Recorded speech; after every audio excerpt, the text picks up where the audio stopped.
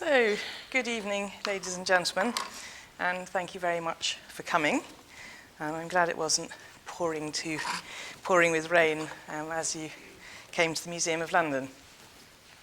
So this is my fourth lecture as Gresham Professor of Rhetoric. And in my last lecture, I talked a little bit about reading in the ancient world and what do we know about the differences between how things were read in that period as opposed to today. And tonight's lecture, Modern Reading in Historical Context, is obviously going to look at the modern period. Now, until the middle of the 15th century, reading involved an intimate encounter between a reader and a scribe, because all there was to read, obviously, was a manuscript. And then, around about 1440, a young engraver and gemstone carver had a very ingenious idea. And he thought, well, we use wood blocks and carve them to make illustrations, printing them to make illustrations. Why don't we create separate letters? And he had the idea of movable type. Now, over a period of some years, he invested a large amount of money into adapting various things.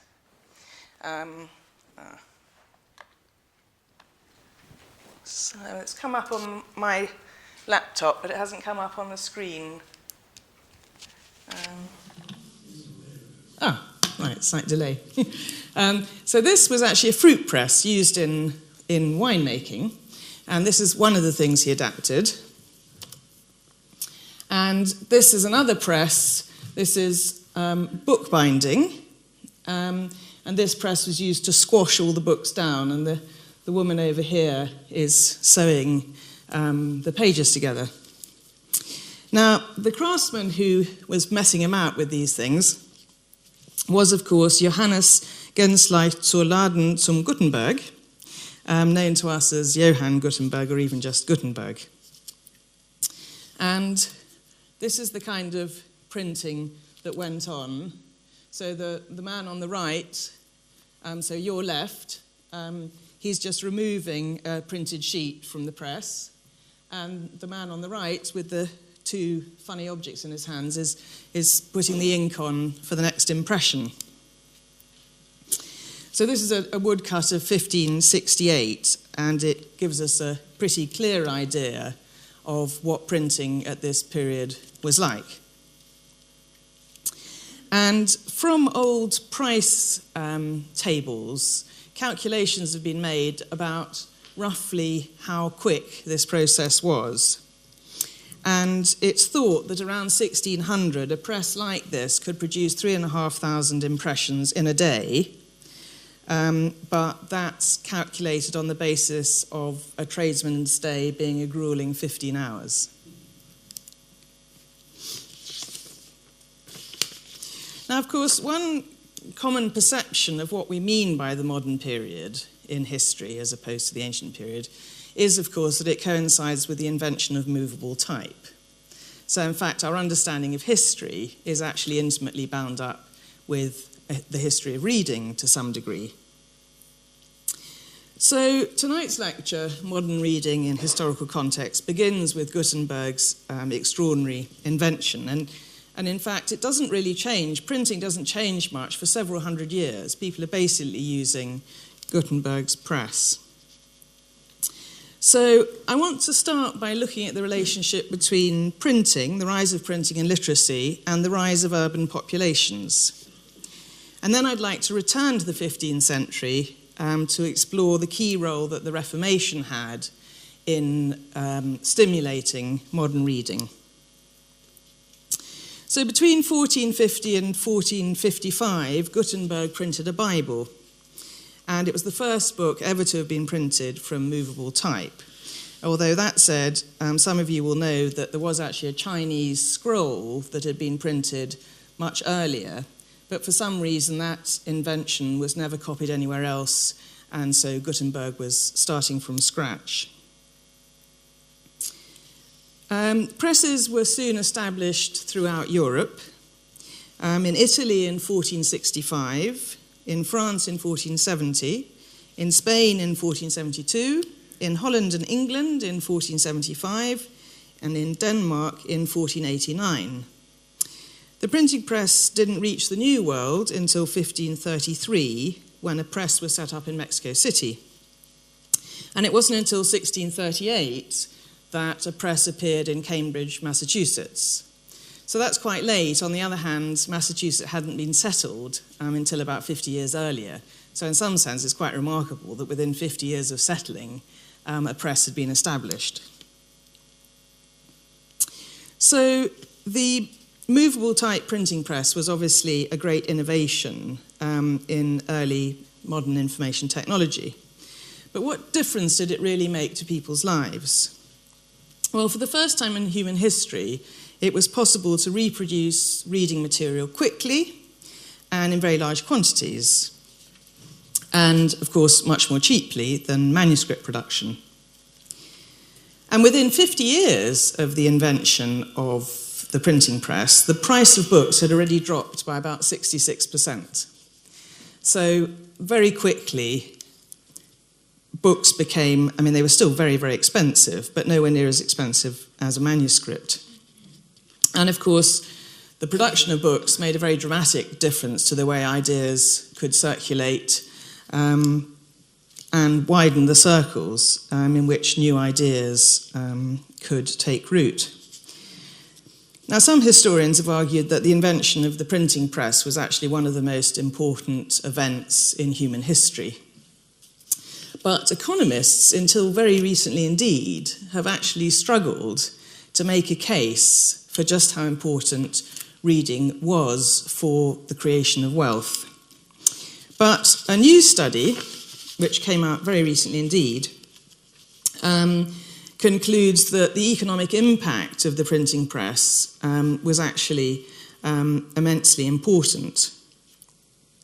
Now, what this study did was actually to compare towns and cities where no particular town or city had a growth advantage. In other words, there was no reason why it ought to grow more quickly than other cities that it was being compared with.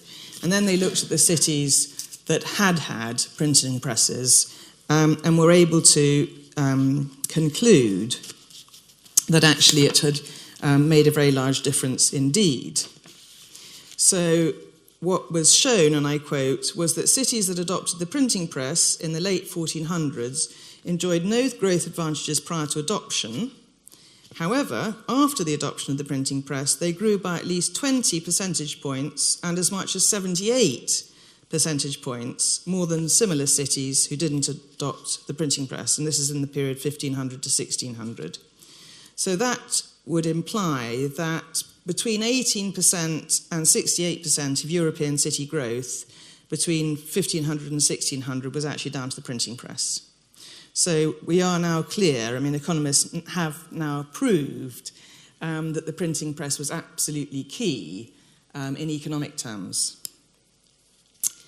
At the same time, between roughly 1500 and 1800, you get the expansion of cities. And these two things, the rise of literacy and the printing press, had very, and I quote from the article, substantial effects in European economic history through their impact on cities. Now, if we move on a bit, obviously in the Industrial Revolution from the late 18th century on brought further changes, including changes to printing. And Friedrich Koenig, 1774 to 1833, developed the steam press in 1814. And this first commercial unit of the steam press was bought by the London Times. And so the London Times in 1814 was produced on that machine or one identical to it.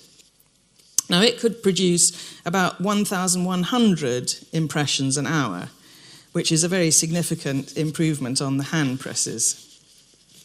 And it was really Koenig's steam invention that accounts for the birth and the rapid rise of the daily, of newspapers.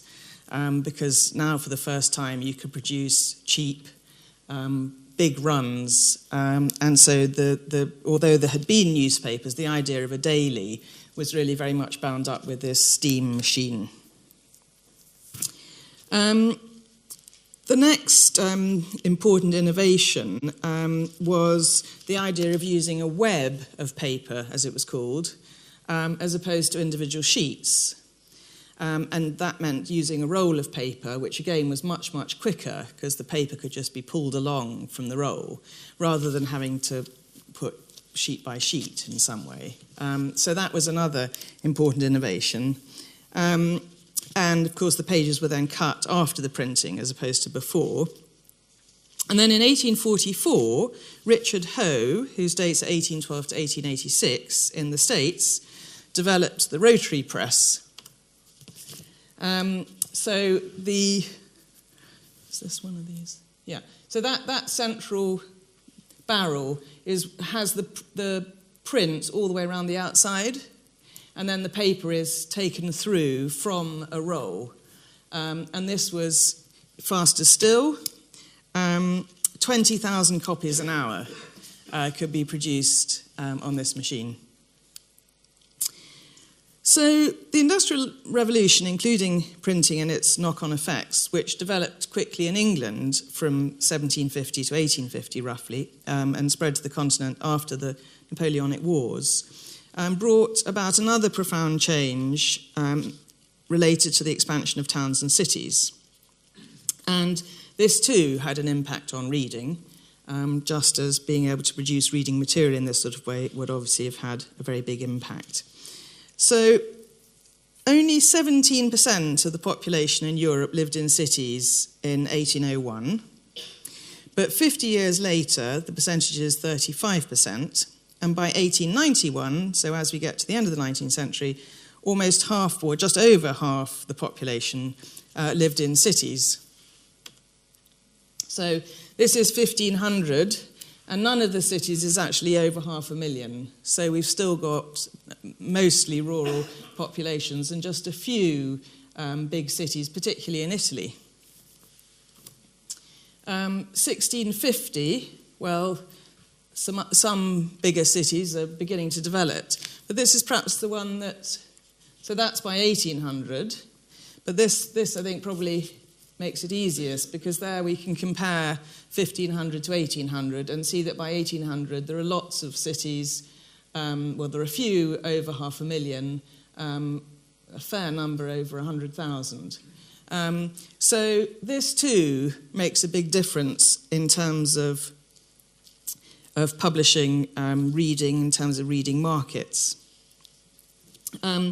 The growth of cities in England is particularly interesting here, where you see the industrial Midlands appearing. That's Manchester and Leeds and so on.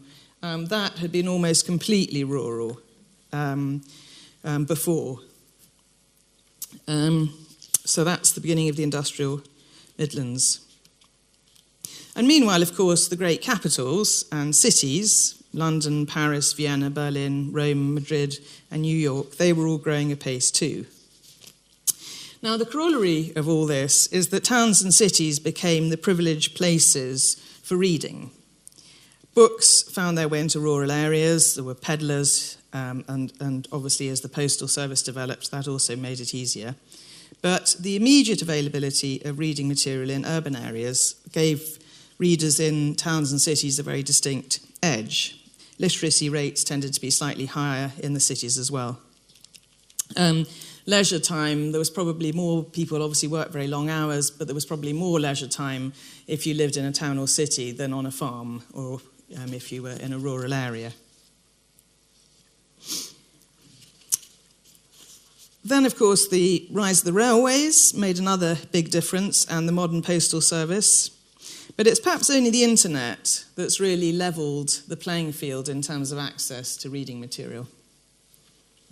One German tourist at the end of the 18th century penned an astonished account of the state of affairs in Paris. And he wrote, "Everyone is reading. Everyone, but women in particular, is carrying a book around in their pocket. People read while riding in carriages or taking walks. They read at the theatre in the interval. in cafes, even when bathing. Women, children, journeymen and apprentices read in shops. On Sundays, people read while seated at the front of their houses. Lackeys on their back seats, coachmen up on their boxes, and soldiers keeping guard. I think that gives us a very vivid sense of this sudden rise of literacy and people in cities just reading. And obviously the German who'd arrived in Paris had never witnessed anything like it before. So now, as I said at the beginning, I want to leave the business of reading, printing, and the rise of modern cities and how that all feeds into reading, and just go back to the 16th century to look at this other story, which is absolutely key in terms of the history of modern reading. And that's that Gutenberg's invention coincided and further fueled another profoundly significant event, and that was a major theological schism in Western Christianity, the Protestant Reformation. In 1519, the Roman theologian Sylvester Pyrrhus declared that the Bible had to remain a mystery and that it could only truthfully be transmitted through the power and authority of the Pope. Luther, on the other hand, claimed that God's grace descended as a function of individual faith and not through the agency of the Church. And he, and others of like mind, particularly in Germany, the Netherlands and Switzerland, argued that everyone, man, woman and child, had the divine right to read and to read the Bible. Now, Luther's position wasn't altogether new, but the conditions in which he was arguing this were the invention of printing, the German prince's desire to break free from the controlling power of Rome, conspired to protect Luther and to allow for the dissemination of his ideas. He protested, for example, against indulgences, and this led to the production of literally thousands of poorly written and cheaply produced pamphlets that circulated throughout the Holy Roman Empire.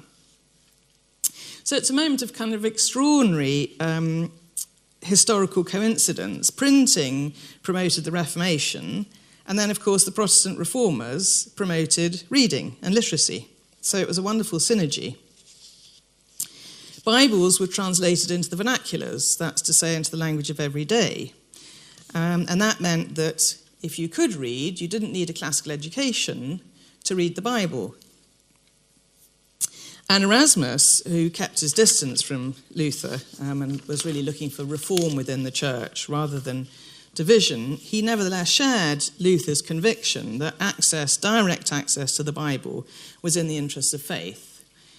This really is a revolutionary moment, that up until this point, the Bible is really in the control of the priests of the church and classical scholars.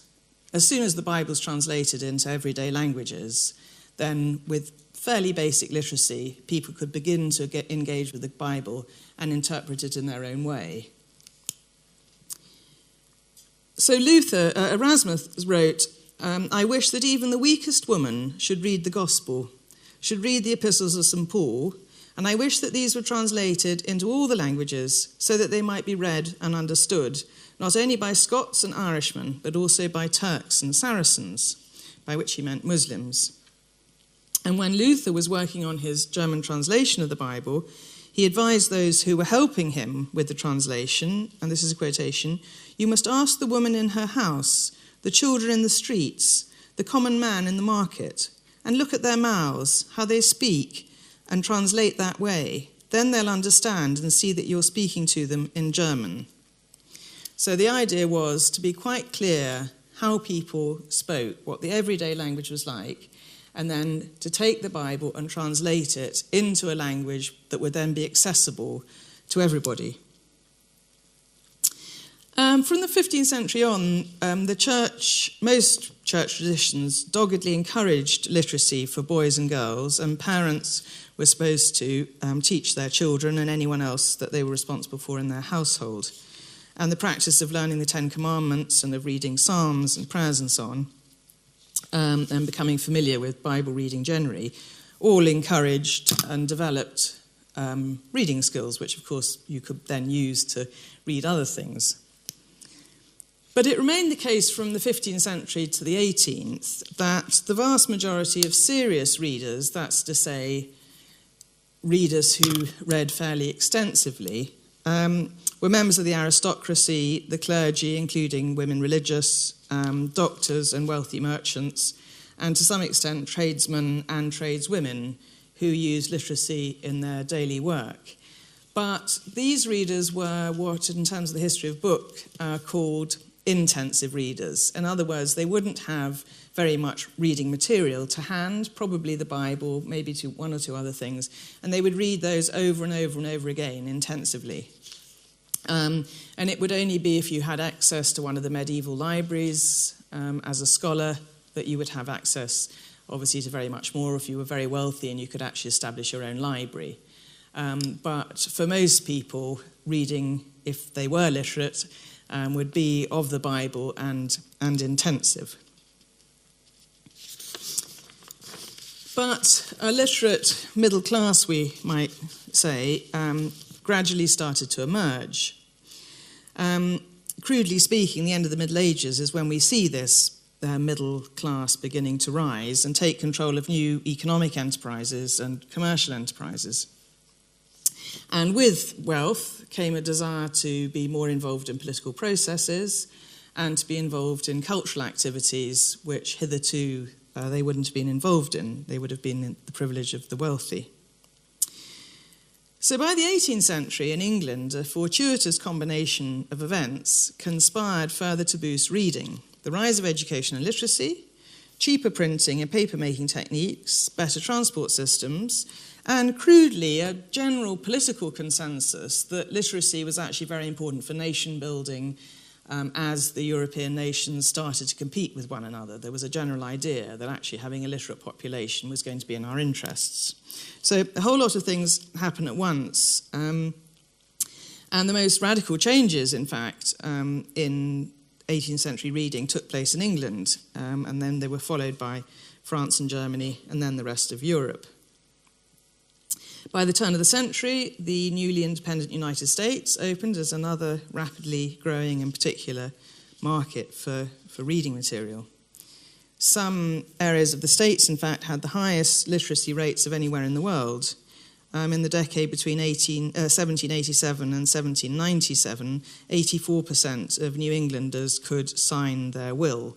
I mean, it's a crude measure of literacy, but much higher than anywhere else in the world. So with all this comes a dramatic rise in the number of printed books. So in the 15th century, tiny, I mean, it's barely visible. The 16th, it goes up. Then it more than doubles in the 17th, and then more than doubles again in the 18th.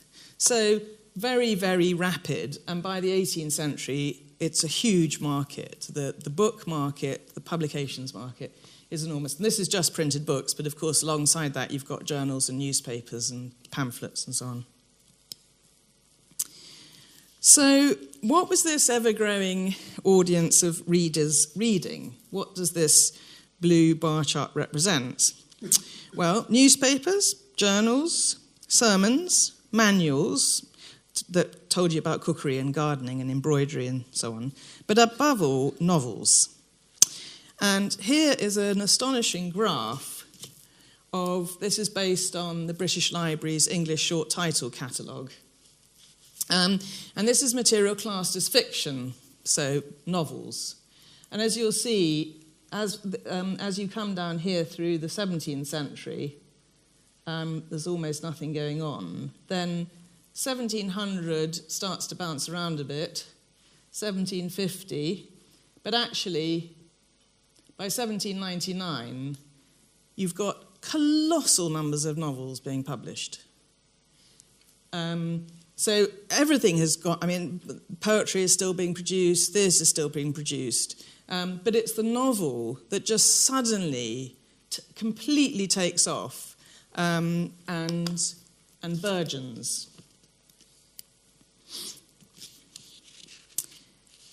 So the question is, how do we explain it? Why is it that the novel as a genre suddenly starts to be read and other things lose out, other kinds of reading lose out? Well, in 1957, a critic called Ian Watt wrote a very remarkable work called The Rise of the Novel.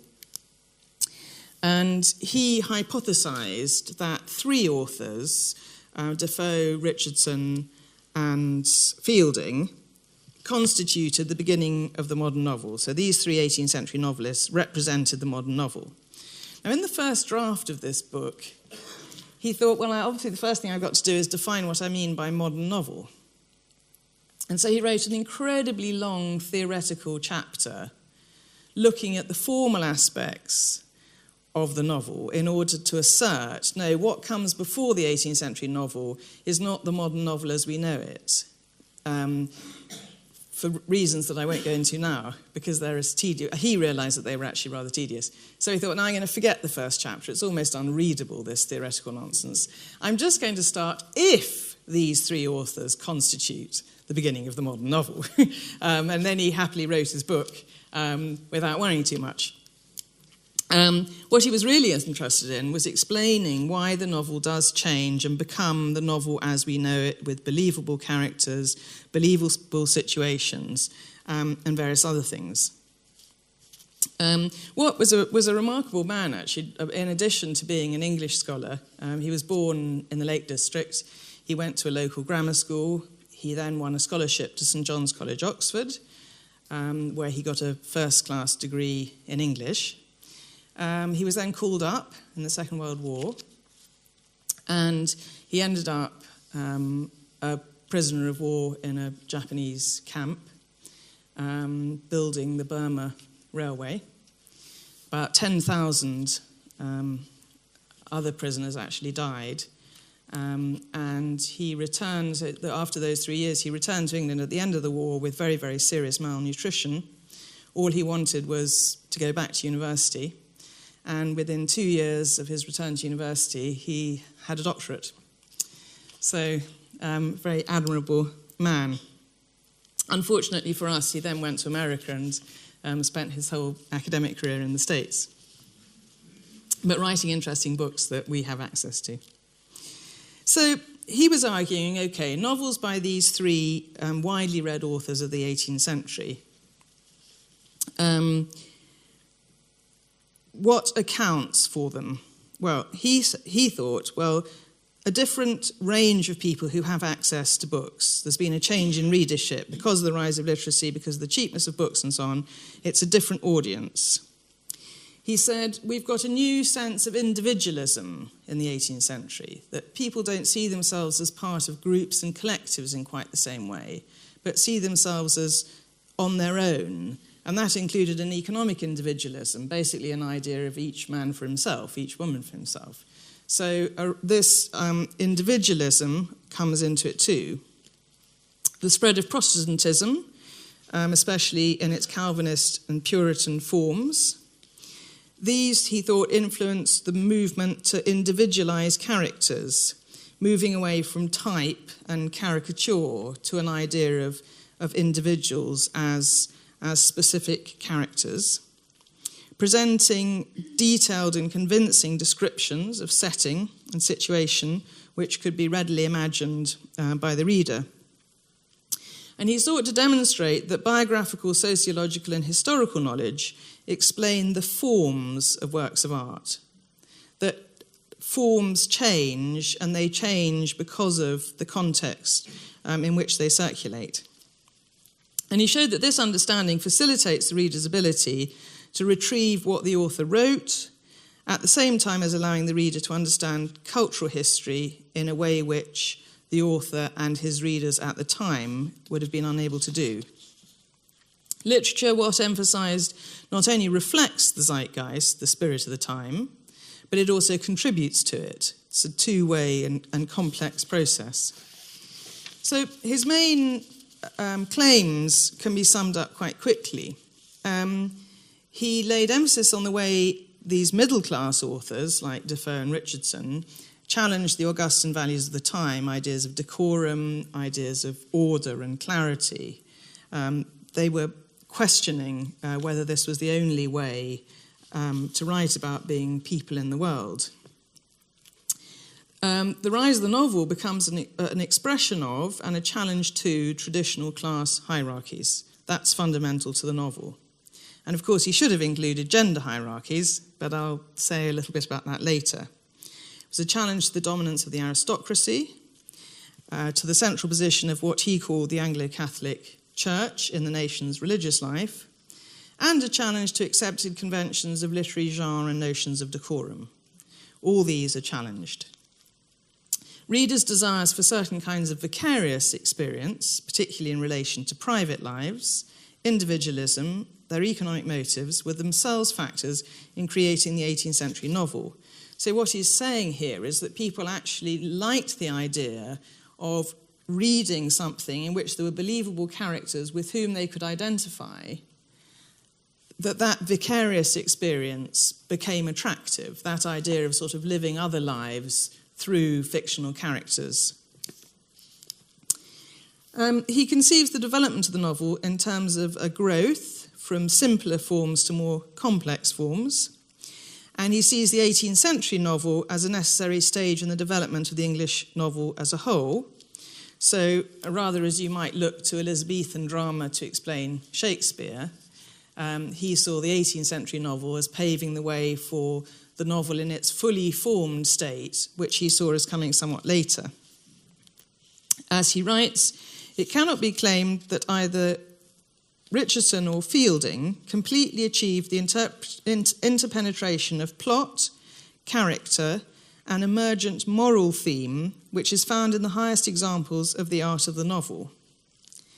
But of course, he's looking towards Jane Austen, but also clear that Jane Austen couldn't have done what she had done had it not been for her predecessors. And he writes, Jane Austen faces more squarely than Defoe, for example, the social and moral problems raised by economic individualism and the middle-class quest for improved status. She follows Richardson in basing her novels on marriage, and especially on the proper feminine role in the matter. And her ultimate picture of the proper norms of the social system is similar to that of Fielding, although its application to the characters and their situation is in general more serious and discriminating. And he went on to say, her novels have authenticity without diffuseness or trickery, wisdom of social content without garrulous essayist, and a sense of the social order which is not achieved at the expense of the individuality and autonomy of the characters. In other words, in Austen, you get a sense of a society in a particular configuration, but at the same time, the characters are individuals. They're not types. They're not caricatures.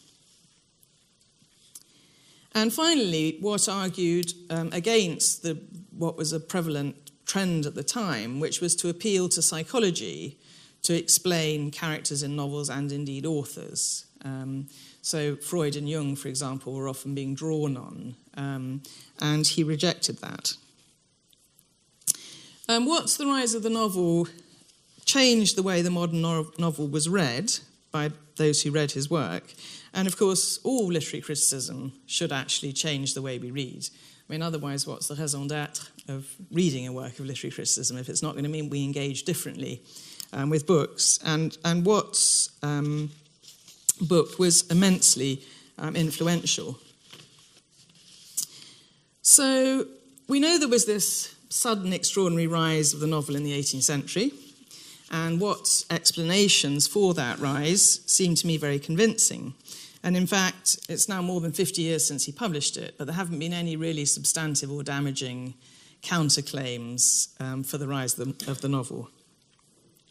I might point out that obviously at this point, reading becomes extensive as opposed to intensive. Because there are suddenly large numbers of titles available, people aren't just reading the same thing over and over and over again. They're getting through great quantities of reading.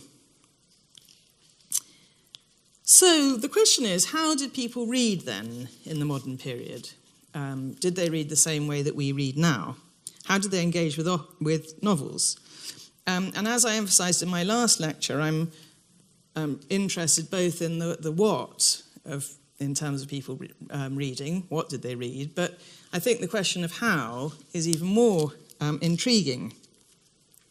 And just to substantiate that, I think we've all had the experience of rereading a work of fiction that we first read when we were much younger and thinking, it's not the same book. How extraordinary. I wonder if it's a different edition. And of course it isn't. We've changed. So reading isn't just about scanning a page and something or other going on in the brain. Obviously, there are different ways of reading the same work. And that's why the question of the history of reading is so complicated, because it's not as though every time everyone reads a particular work, they're doing the same thing. So that I think becomes the really intriguing question. So what were people reading and how? How, in particular, was the new market share leader, the novel, being read? How seriously was it being taken? How did people respond to ideas in the novel? Did it change the way they thought about things, social things, religious things, ideological things, philosophical things, political things, gender-based things? I mean, all these things are the stuff of the novel. So did people read them, and did it make a difference? Well, the history of the book can tell us what was published, how much it cost, how big editions were, but it can't tell us how people read. And I want now to look at two examples to try and tease out what we might be able to tease out about the how of reading. So the first thing I'd like to do is to look at Goethe's The Sorrows of Young Werther, and then the second is to look a little bit at the rise of women's involvement as novelists, writing novels principally for women readers. So in 1774, 240 years ago, Goethe published a novel called The Sorrows of Young Werther. And it's an epistolary novel, so it's made up mostly of letters. And it's obviously autobiographical. 2 years before it came out, on the 30th of October 1772, Carl Wilhelm Jerusalem, who was a friend of Goethe's, shot and killed himself with a pistol that he'd borrowed from J.C. Kestner, another of Goethe's friends. Goethe had first met Jerusalem when he was a student in Leipzig, and their friendship was confirmed during the summer of 1772, just before he shot himself. Now, obviously, this tragedy made a very profound effect on Goethe, and The Sorrows of Young Werther could, in some ways, be seen as trying to vindicate his friend. His death was presumably discussed amongst Goethe's group of friends. Others also knew Jerusalem. And much of what appears in the fictional letter, so as I say, The Sorrows of Young Werther is made up of letters, and the letter of the 12th of August 1771 reads very much like a kind of summary of the sort of discussions that might have gone on amongst these young men trying to make sense of their friend's suicide. There are also clear parallels between Jerusalem's life and Werther's. They both lose in love. They both fall in love with married women who are unattainable. And the rest of The Sorrows of Young Werther really comes from Goethe's life.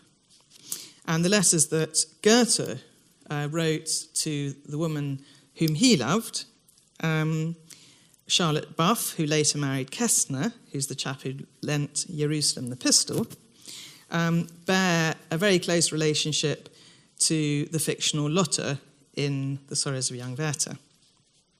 So as Bayard Quincy Morgan wrote, the result of this combination of actualities was a milestone in German literature. Werther is the first German novelette, a form in which German writers have excelled, the first German epistolary novel, and the first German work of any kind to make both its author and his country's literature internationally known. Translations appeared promptly in France and England. 26 separate editions of the translation from the French were published up to 1800.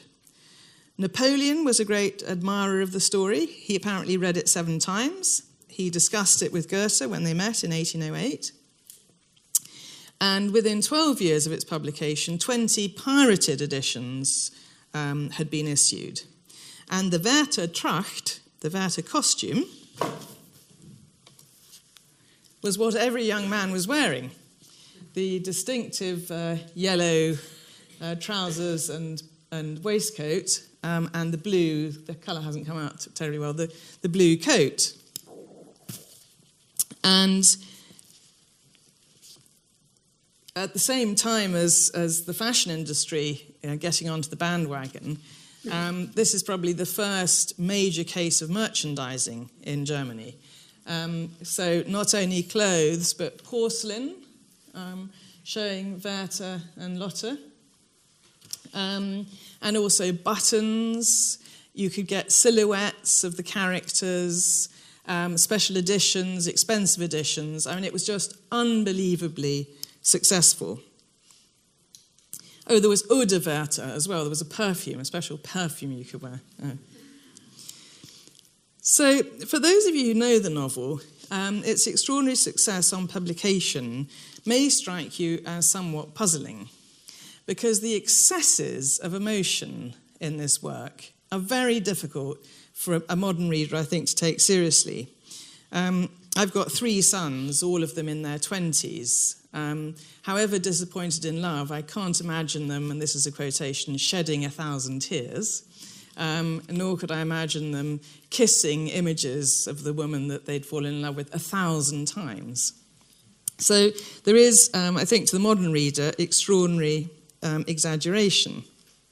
But we have to read it as Ian Watt would encourage us to read it, and realise that this gives us an insight into how a particular group of young men lived and felt in the 18th century, and a particular reading audience expected people to behave. Now, more dramatic than Jerusalem's death and the origins of the novel in that event is the fact that it was said that young men reading this work were encouraged, if unhappy in love, to copy Werther and commit suicide. And Goethe actually wrote in a letter to a friend, "My friends thought," and when he says my friends, he means his readers, he doesn't mean his close friends, "My friends thought that they must transform poetry into reality, imitate a novel like this in real life, and in any case, shoot themselves. And what occurred at first among a few took place later among the general public." Now, was there significant imitation of Werther's suicide? It's never been demonstrated conclusively. But we do know that some authorities were sufficiently worried to ban the book. So it was banned in Leipzig, Italy. It was banned in Copenhagen. Now, it's difficult today to think, well, how can we establish whether or not that was the way young men were reading? How can we establish that they were so susceptible to their reading that they actually committed suicide? Well, some recent research by psychiatrists suggests that there really is what's known in the psychiatric literature as a Werther effect. Psychiatrists actually use the term Werther effect for copycat suicide. And many countries have now actually devised guidelines for the media to follow when reporting suicide. And it turns out that it's not the fact of suicide being reported in the press that seems to create the Werther effect, but the manner in which it's reported. Contrariwise, trying to prevent suicide by the method of reporting has recently been named the Papageno effect. Papageno, who of course at the end of Mozart's Magic Flute is saved from suicide. He is in love with Papageno and thinks that he's not going to be successful. So he decides, right, I'm going to end my life. And just as he's about to end his life, 3 child spirits appear and say, Papageno, ring your magic bell. And he rings his magic bell and Papageno appears and all ends well. So the psychiatric profession has decided to call this the Papageno effect. That's reporting things in such a way as to prevent suicide, to counter what was known and still is known as the Werther effect, which is where things are reported in a way that actually leads to copycat suicide. So the anecdotal evidence of the suicides provoked by reading The Sorrows of Young Werther begins to look rather more convincing. But I'd like to propose an original argument for the credibility of the Werther effect in Werther's day, to add to the recent evidence of psychiatry. And that's that it's really more to do with narrative technique. The epistolary form of the novel is more peculiar than I've suggested, because unlike other earlier novels based on letters, Goethe's has a very peculiar distinction, which is that Werther's letters are there, his letters in which you see him despairing, but we don't see the letters that are sent back by his friend. So we only have half the story. So Wilhelm, the friend to whom he writes, describing his profound sorrow, we can only intuit what he may have written back on the basis of Werther's subsequent letter. So this puts us really into the position of being Werther's friend, that we, in a sense, have to respond to Werther's letters. And it is then very shocking, given this very intimate engagement that the narrative technique of half the letters draws us into, when the editor, there's been no editor until way on in the book, suddenly informs us that Werther has committed suicide. So I wonder whether it isn't to do with the manner of telling that Goethe came up with that may have caused the copycat suicides, if modern psychiatrists have demonstrated that it's the manner of telling suicides in the media that either provides the Papageno effect or the Werther effect. So I think we can sum up by saying, well, how did young men read Goethe's The Sorrows of Young Werther? And I think the answer to that is that some men took it extremely, tragically seriously. So from Goethe, I want to move to talk about women authors in the 18th century, to see what they tell us about how people read then. Partly because Watt, whom I admire enormously, is probably very obvious, but he doesn't concern himself with 18th century women authors. But clearly women authors are, in part, responsible for this sudden rise in the novel. It's the first time that significant numbers of authors are women, and the novel is a form that is very easy for women who may not have access to much by way of libraries. It is a form that women can engage in. Theatre is a lot more problematic. It takes you out into the public space. It's very expensive, but actually to write a novel in a notebook is very relatively straightforward if you know what you're doing.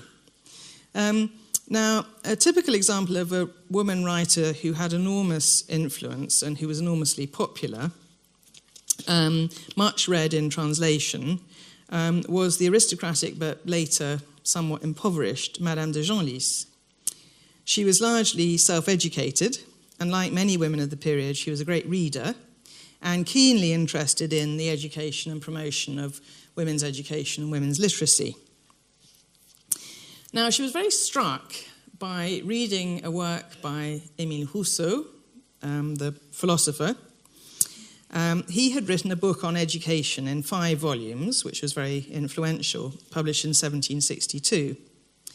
And one of the volumes focuses specifically on how girls should be educated. She's called Sophie. And according to Rousseau, the education of young women was to be geared exclusively to men's happiness. And I quote, "Thus the entire education of women must be relative to men, to please men, to be useful to them, to be loved and honoured by them, to raise them when they are young, care for them when they are grown up, console them, make their lives agreeable and gentle. These are the duties of women at all times, and this is what they must be taught from childhood." Now, Genlis wasn't entirely happy with this. And, of course, one way of answering the question, well, how did people engage with the text, is to say, well, why did she decide to write a rival work? Well, she obviously wrote a rival work because she wanted to set the record straight and didn't think Rousseau had got it quite right. So she wrote her own educational thesis, Adèle et Théodore, Adèle being the woman, and interestingly she comes first in the title, and she published it in 1782.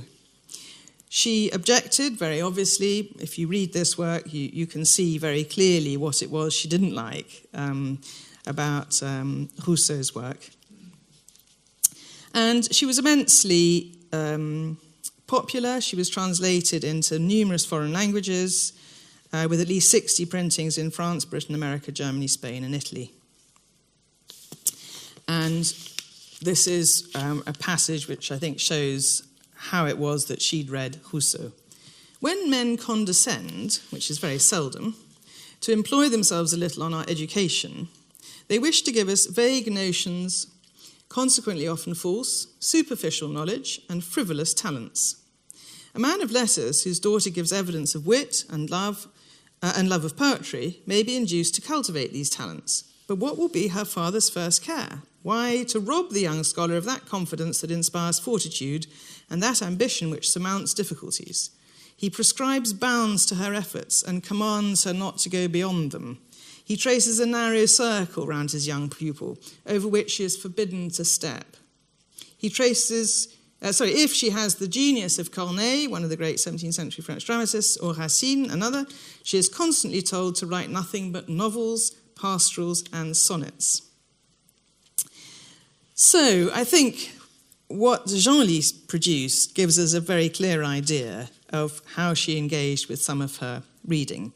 And amongst those who admired her were Maria Edgeworth. She read it as soon as it was published and started translating it because she thought it was so important. Somebody got there first. So Jane Austen refers to it in her Emma in a very improving way. Mary Wollstonecraft studied it carefully while she was writing her Vindication of the Rights of Women in 1792. So this new confidence of many 18th century women readers naturally prompted some reactions, which are just delightful. The Earl of Shaftesbury, statesman, politician, philosopher, and highly influential writer, sounded dire warnings. In his work Soliloquy or Advice to an Author, he criticised contemporary writers as rakish and flirtatious in their attempts to seduce their readers, particularly women, likening their works, and I quote, to poisonous fungi, edifying mushrooms, fancy clothes, and fancy fiction. So, fortunately, the women authors weren't to be put off, and there are a good many very, very interesting 18th century women authors, which I don't have time to talk much about tonight. So, I think what's clear is that women weren't the impressionable readers that you might have supposed, that 18th century women readers were reading with very discerning minds and prepared to be critical of what they were reading. They weren't just absorbing it. And a lot of what women writers wrote was very much a reaction to the male writers of their day. So a real kind of war between the sexes gets going here. It's also interesting that the iconographic record tells us quite a lot about this growing debate, really, between men and women, which is enacted in the novel. And what you see happening, really, as we move from the 18th into the 19th century, is this debate about what women should be reading really hotting up. And I'll be talking about reading in those later centuries in subsequent lectures. So I want to finish with an image which I think gives you some idea of just how contested the question of women's reading is. I've really concentrated on the 18th century because I think reading in the 18th century is so peculiar in lots of ways. Witness the idea that young men could actually be driven to suicide by their reading. So here's the closing image. This is by a Belgian painter, Antoine Wiertz, and it shows a young woman reclining, obviously reading. There's a mirror, so you can see an awful lot of her, and maybe there's even a slight suggestion of autoeroticism. What you don't immediately notice is that she's not alone. And I don't know if you can see here, but not only is there another character in this story, but he's got a horn. So this is actually the devil. And what is the devil doing? He's pushing works of fiction towards the woman and speeding her on her way to perdition. Now, I have actually examined this with sort of high-resolution technology, and this is actually Alexandre Dumas, who is the author, of course, of The Three Musketeers. So this isn't a picture of a woman, it is a picture of a woman enjoying fiction, but it also has a moral, which is if women read fiction, you never know what they'll get up to. And as I say, as we move from the 18th to the 19th century, this becomes a livelier and livelier debate. But I think this painting at the same time does tell us something about, well, how were women reading in the 18th century? And the answer is, well, they were reading with enormous pleasure, pleasure that some men and indeed women thought they shouldn't be taking. Thanks.